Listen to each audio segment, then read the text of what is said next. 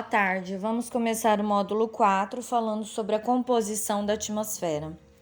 O ar atmosférico ele é formado por uma mistura de vários compostos químicos, principalmente por nitrogênio, fórmula química do gás nitrogênio é o N2, e o oxigênio, que a fórmula química é O2. Em menores quantidades é também formado por gás carbônico, o CO2, gás metano, CH4, óxido nitroso, N2O e vapor d'água.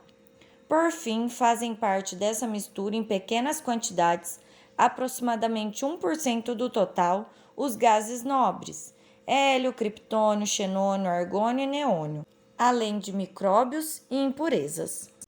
A atmosfera é classificada como átomos-ar e esfera, a esfera terrestre.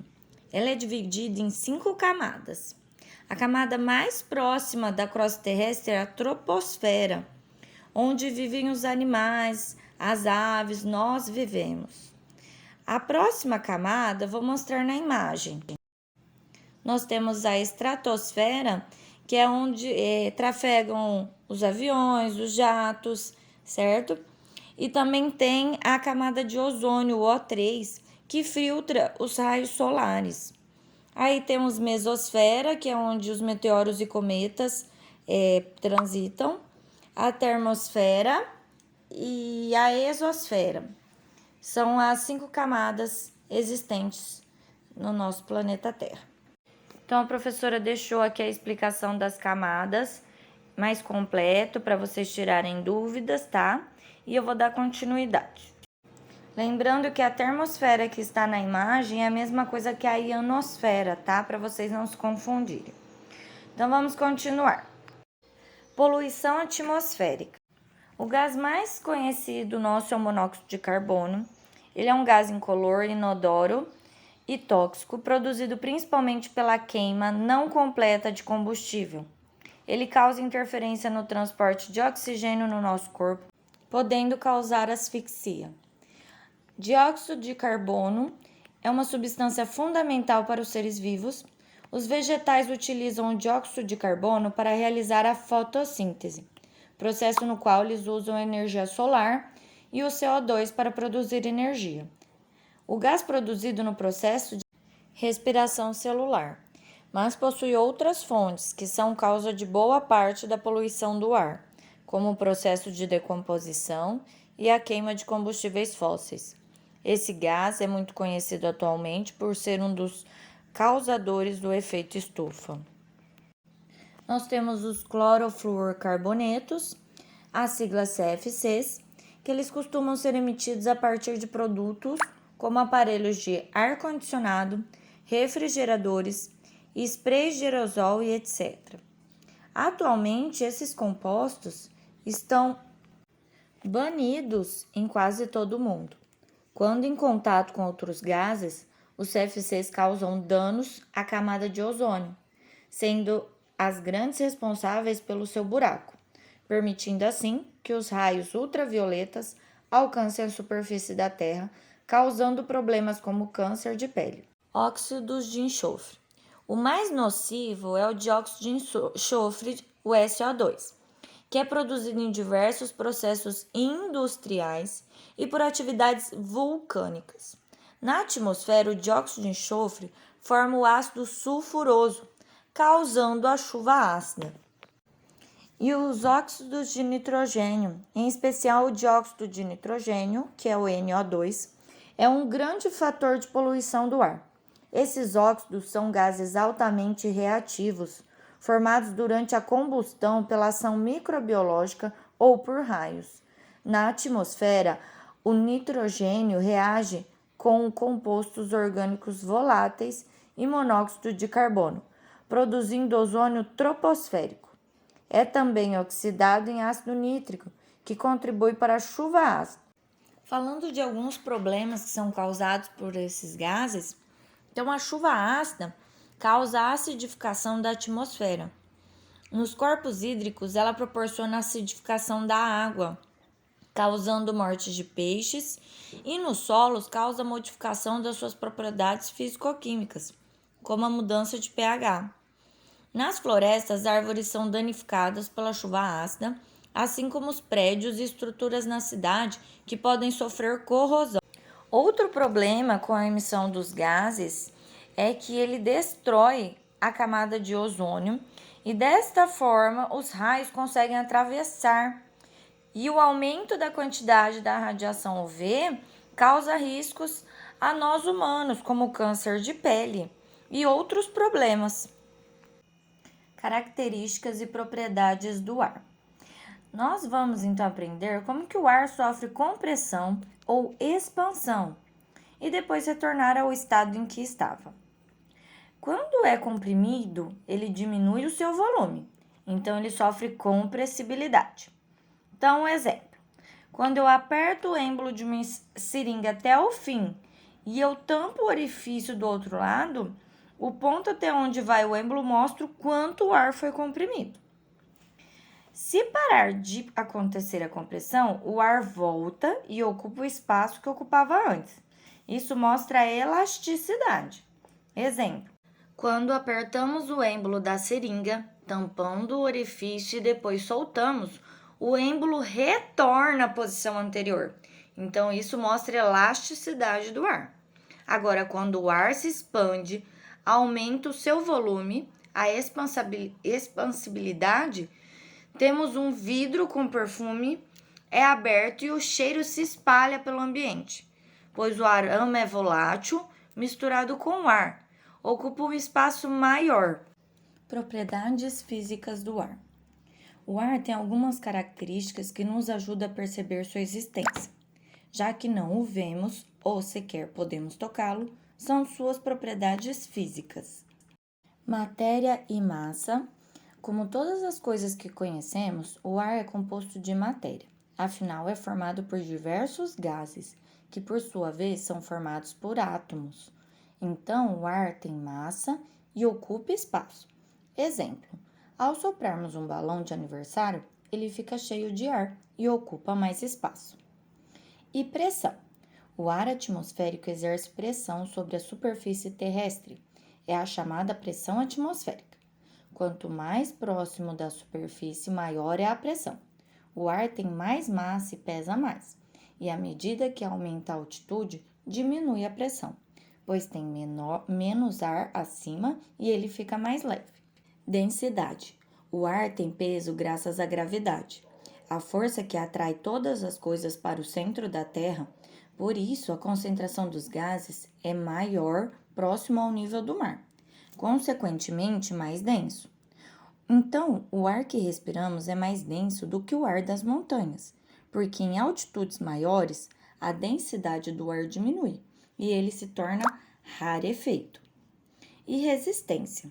O ar se contrapõe ao movimento porque ele tem resistência. Quanto mais rápido for o deslocamento, maior a velocidade, maior será a resistência. Exemplo: quanto mais depressa andarmos de bicicleta, maior será a resistência do ar. Por esse motivo que carros, aviões, barcos e outros tipos de veículos são projetados para diminuir a resistência do ar, pois dessa maneira ele gastará menos energia. Energia eólica. A energia eólica é a energia cinética contida nas massas de ar, vento, que tem condições de ser aproveitada e utilizada na geração de energia elétrica, por meio da indução eletromagnética, e para trabalhos mecânicos como bombeamento de água e trituração de grãos. O processo para o aproveitamento de energia eólica depende dos aerogeradores, que são os equipamentos utilizados para, a partir de contato com o vento, rotacionarem e gerarem outras formas de energia, como energia elétrica, por exemplo. O ar e a saúde. Viroses transmitidas pelo ar. As principais viroses são a gripe, o resfriado, a poliomielite, sarampo, catapora, cachumba, rubéola, varíola, mononucleose, citomegalovírus, pneumonia asiática. Muitas dessas doenças são comuns em pessoas com imunidade baixa. A vacinação é muito importante para evitar estas doenças, principalmente realizar a imunização durante a infância.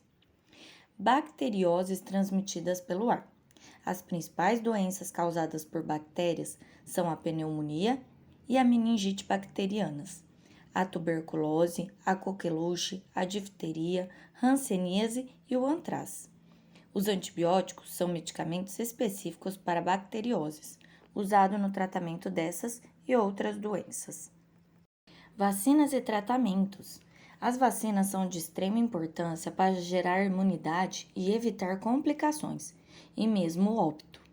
Dentre as principais vacinas, podemos citar a vacina contra hepatite B, a vacina tetravalente contra difteria, tétano, coqueluche e meningite, a VORH contra o rotavírus e a VOP contra a poliomielite, vacina contra a febre amarela e a tríplice viral.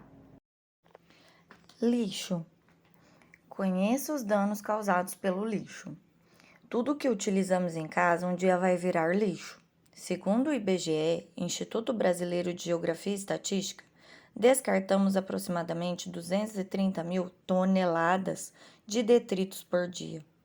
De todo esse lixo, apenas 2% é enviado para coleta seletiva e o restante é descartado nos lixões a céu aberto, que já estão próximos do seu limite de capacidade. Hoje em dia, o aparelho público brasileiro é completamente despreparado para a técnica de reciclagem, assim como os próprios cidadãos. Falta instrução e conscientização quando se trata de reciclagem e descarte de lixo. Muitas vezes, não sabemos o que podemos fazer para contribuir nesse sentido. O chorume, aquele caldo produzido pelo lixo orgânico, é 10 vezes mais poluente que o esgoto, por ser proveniente de alimentos apodrecidos e conter substâncias químicas. Quando o lixo é descartado de forma inadequada, ele pode chegar aos lençóis freáticos, contaminando o solo e a água. Então, uma das medidas que nós podemos fazer é a reutilização. Busque sempre utilizar embalagens reutilizáveis e produtos que possuem refil. Essas medidas evitam que seja necessário descartar a embalagem sempre que o produto acabar, o que acaba gerando menos lixo. Então, utilize também as ecobags, sacolas reutilizáveis ou carrinhos de feira para reduzir a quantidade de sacolas plásticas usadas em cada compra. Outra maneira fácil de reciclagem é a customização de roupas e sapatos usados, o que aumenta a vida útil da peça e evita o descarte. Habitue-se à coleta seletiva. A separação correta também é uma ótima forma de cuidar do seu lixo. Afinal, a reciclagem reaproveita materiais que, se descartados como lixo comum, demorariam para se decompor, como papel e plástico, por exemplo. Nós temos também o aterro sanitário, que é um local destinado à decomposição final de resíduos sólidos, gerados pela atividade humana.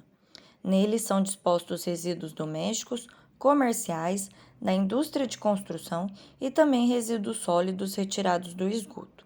O aterro consiste na técnica de enterro dos resíduos, buscando sua decomposição a longo prazo na natureza. Faz parte da ampla ciência de tratamento de resíduos sólidos. Incineração é a queima do lixo em fornos e usinas próprias. Apresentam a vantagem de reduzir bastante o volume de resíduos. Além disso, destrói os micro-organismos que causam doenças, contidos principalmente no lixo hospitalar e industrial. Compostagem é o conjunto de técnicas aplicadas para estimular a decomposição de materiais orgânicos por organismos heterótrofos aeróbios, com a finalidade de obter, no menor tempo possível, um material estável, rico em substâncias úmicas e nutrientes minerais, formando assim um solo umífero.